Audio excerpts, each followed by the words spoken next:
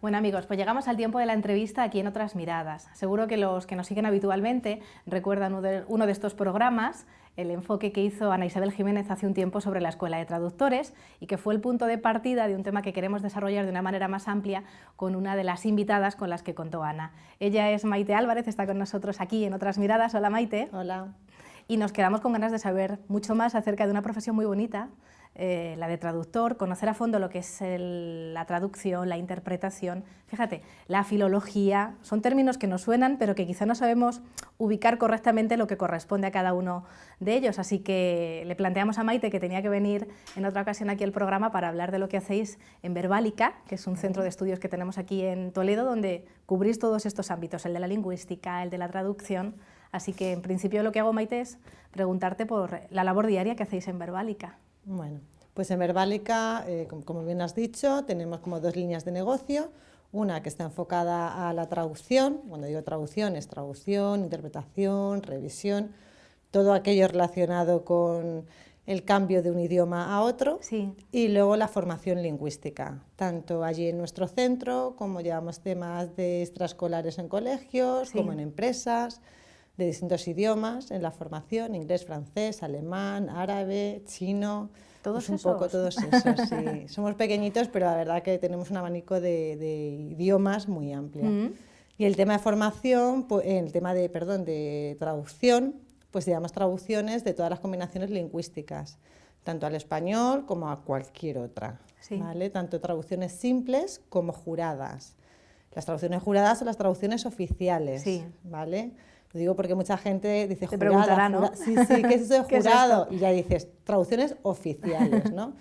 Y la verdad, de todas las combinaciones lingüísticas, igual, tanto traducción como interpretación, como he dicho, revisión, maquetación, localización, pues un poco... Claro, un trabajo muy necesario en este mundo globalizado en el que vivimos, en el que todos yo creo que ya hemos aprendido la importancia iba a decir, de manejar un idioma, que hacemos lo que podemos los españoles, que en esto yo creo que todavía nos queda un caminito por recorrer, pero que somos conscientes de la importancia de hablar en otros idiomas aparte Sí. del nuestro.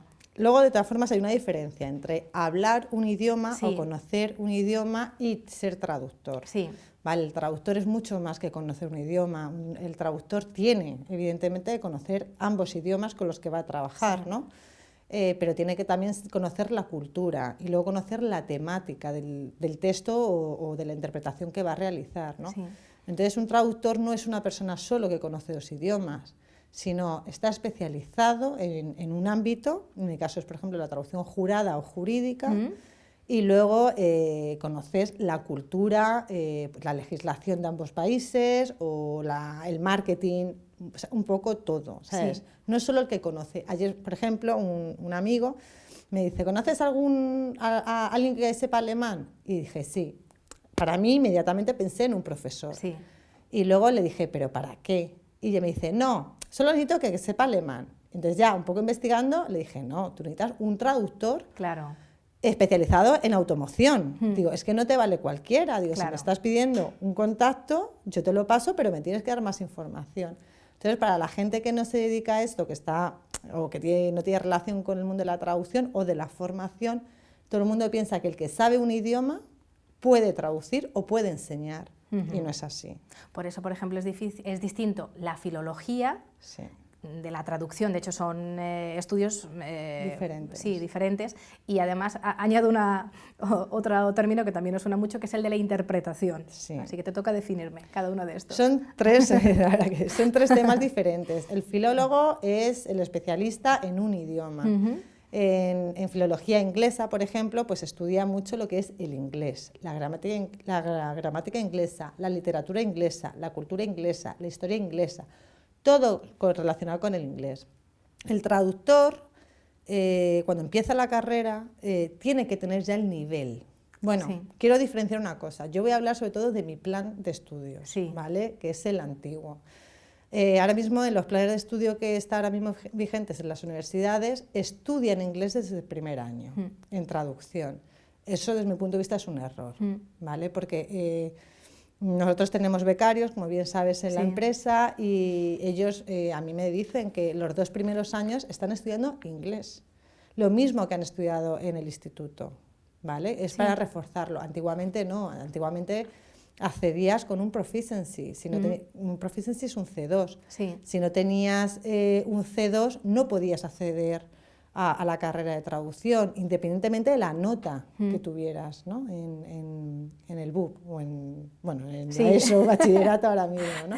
Eran otros tiempos. Eran otros tiempos, sí. Y entonces es muy diferente. En traducción lo que te tienes que hacer es partes de la base de que conoces los dos idiomas perfectamente. Sí.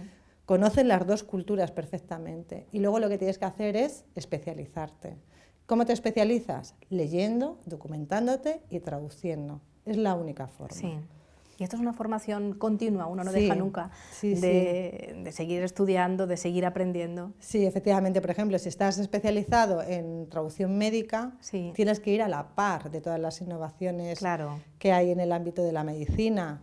Porque si no, una interpretación, una traducción, te viene algo nuevo, incluso un medicamento nuevo, Sí. tienes que tener claro de qué estás hablando, ¿no? No puedes cometer ningún error bajo ningún concepto porque estás jugando en muchos aspectos con vidas. Sí. Entonces sí, es continua, es continua. Yo siempre lo digo, llegas a la oficina y la primera hora tienes que estar leyendo las noticias, por ejemplo, ¿no? Y entonces, si tú estás más interesado en el tema de política, pues... Claro, pues sí. te centras más en política, pero no solo nuestros diarios nacionales, sino también los internacionales, porque nosotros siempre jugamos con dos idiomas. Entonces tienes que conocer lo que pasa en tu propio país, pero también lo que pasa en el resto de países, para hacer así una buena traducción o interpretación. Sí. Y luego, por último, la interpretación, pues bueno, la base es la misma que la de la traducción, tienes que conocer todo, pero además tienes que estar capacitado. Tienes que ser muy rápido. Sí, a mí esto siempre me parece muy sorprendente, la capacidad de ir Sí. escuchando lo que quieres ir traduciendo y a la vez ir explicándole, incluso, Sí. fíjate, muchas expresiones que son coloquiales, que Eso quizá es. requieren pensarlas, Eso es. y con lo cual, si te pones a pensar en cómo traducir esta expresión, quizá ya el discurso ha avanzado. Yo desde Sí. mi punto de vista, de que me planteo la dificultad, ¿no?, de esta profesión. La interpretación es durísima, Sí. es muy, muy dura. Yo te soy sincera, a mí no me gusta la interpretación nada. De hecho, yo tuve una beca en la Unión Europea, Sí. estuve allí durante unos meses y cuando volví, yo siempre pensé que quería ser intérprete y dije que no quería ser intérprete, porque es tan dura que psicológicamente te quema mucho y te afecta mucho. Ya no es solo por el tema del idioma, es porque tienes que estar 100% en todo segundo, o sea, no Claro, puedes parar. Claro. Hay varios tipos de interpretación, simultánea, que es la que conocemos casi Sí. todo el mundo, que es la del pinganillo, Sí. hablan y tú hablas al mismo tiempo, ¿no? Y dices, ¿cómo lo hacen? Si estás escuchando, ¿cómo puedes hablar, ¿no? Y no perder nada de la información Sí. que te dan. Incluso chistes, que quizá que sea lo más difícil, ¿no?, en ese momento. O que alguien ríe Sí. y de repente no lo oyes bien. Pues eso es práctica, eso no es más, ¿no? Es mucha práctica, estar muy documentado antes de llegar a la interpretación y estar, pues, ser muy tranquilo, muy equilibrado y ser muy rápido. Luego está la consecutiva, que la gente la conoce menos, ¿no? Que la consecutiva es, tú hablas, ¿Sí? paras y yo reproduzco lo que tú estás haciendo, ¿no? También hay que tener buena memoria. Claro, ahí también por ejemplo, estenotipia, que yo, por ejemplo, fue lo que estudié, que es lo que hacen, lo que antiguamente veíamos en los juzgados de una Sí, señora sí. con una máquina, pues, estenotipia, taquigrafía, tienes muchas técnicas para poder ir apuntando un poco lo que te dicen y que no se te olvide, pero sobre todo es estar muy documentado, eso es lo más importante. Sí. Y luego yo, por ejemplo, cuando vamos a hacer algún tipo de interpretación, muchos clientes no lo entienden porque te piden un intérprete para 8 horas. Tú no puedes estar 8 horas interpretando. Claro. ¿Sabes? Lo suyo es que hayan 2 personas, 2 intérpretes. Además, 2 intérpretes que se conozcan, que hayan trabajado previamente juntos, que en el proceso de documentación estén trabajando juntos, que estén haciendo glosarios conjuntamente, ¿no?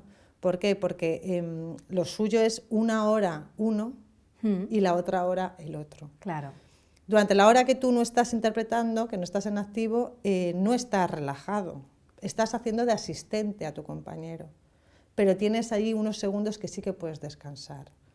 Vale, no muchos, porque Sí. si tu compañero te necesita y no le ayudas, al final te mata, pero es muy dura, la interpretación es muy dura. No todo el mundo está capaz, no todo el mundo es traductor, no todo el mundo es intérprete y no todo el mundo es profesor. Sí, sí.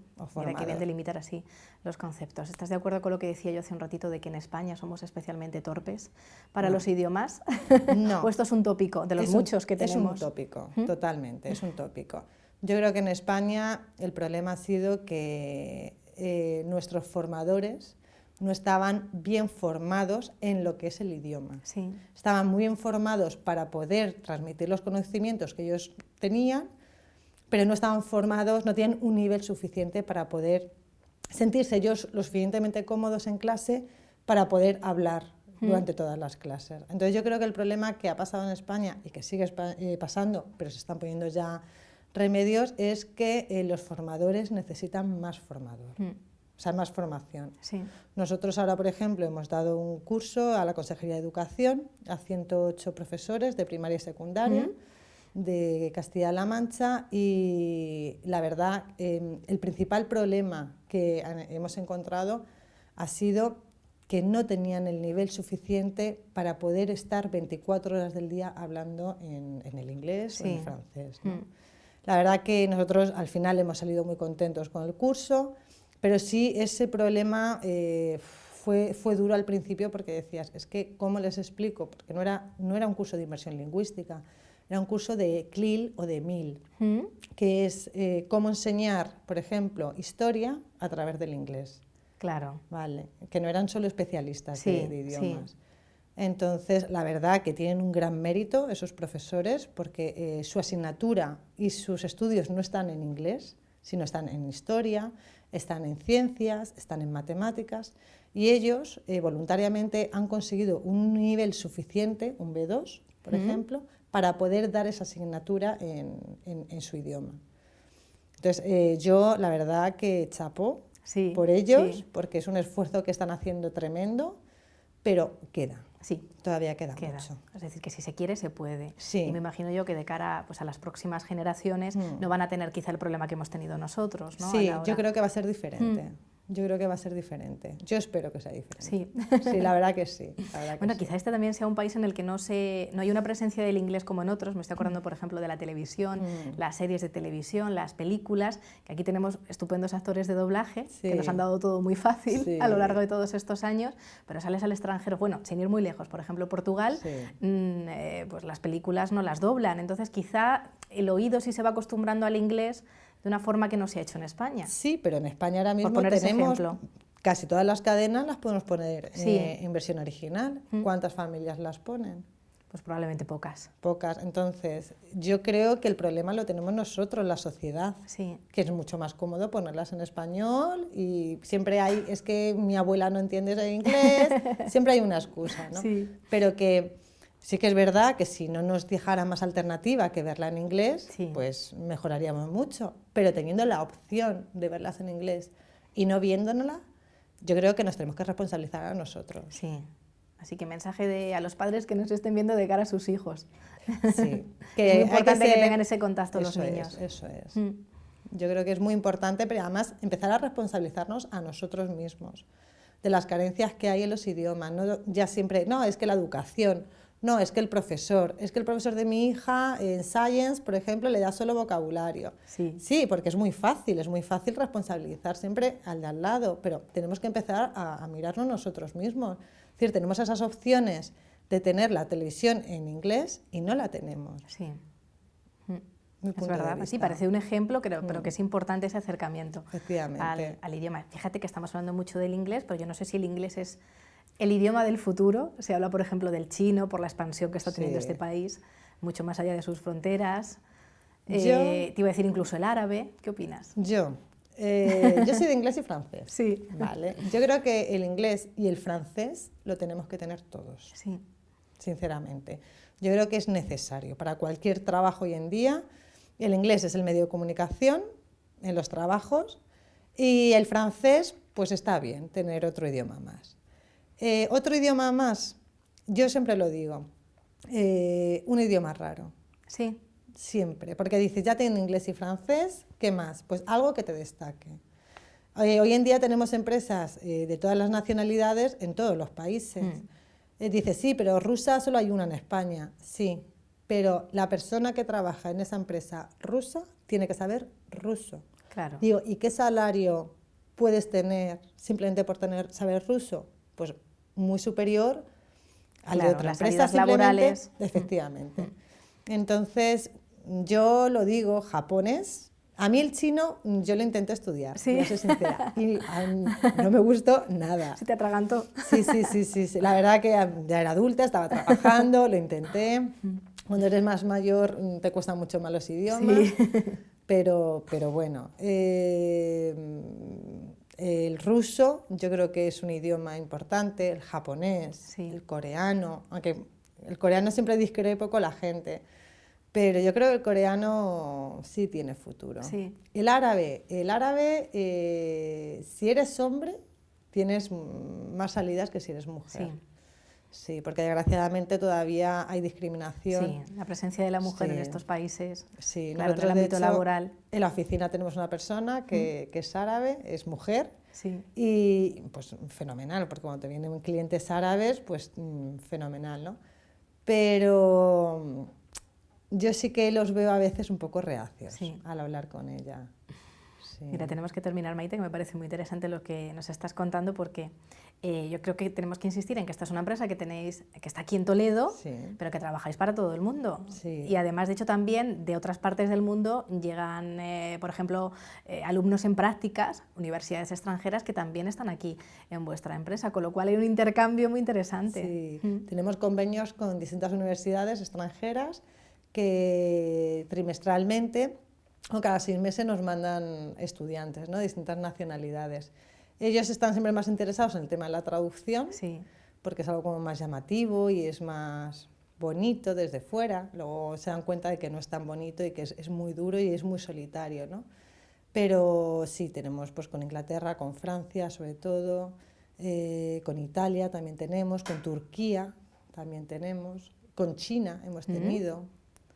La verdad que sí, con distintas universidades a nivel mundial, y muy bien la experiencia, tanto para nosotras como creo que para ellos es muy bonita. Sí. Bueno, pues yo me alegro mucho de que hayas venido a hablarnos de tu profesión, de compartir aquí lo que hacéis a diario en Verbálica y sobre todo darnos a conocer, bueno, pues lo bien que se hace aquí en Toledo también a la hora de resaltar el uso del idioma, lo que es ser un traductor, un intérprete, un filólogo, ya nos ha quedado muy claro. Bueno. Cuando quieras, Maite, aquí tienes tu casa. Gracias. Y a todos ustedes también muchísimas gracias por acompañarnos. Les esperamos la próxima semana.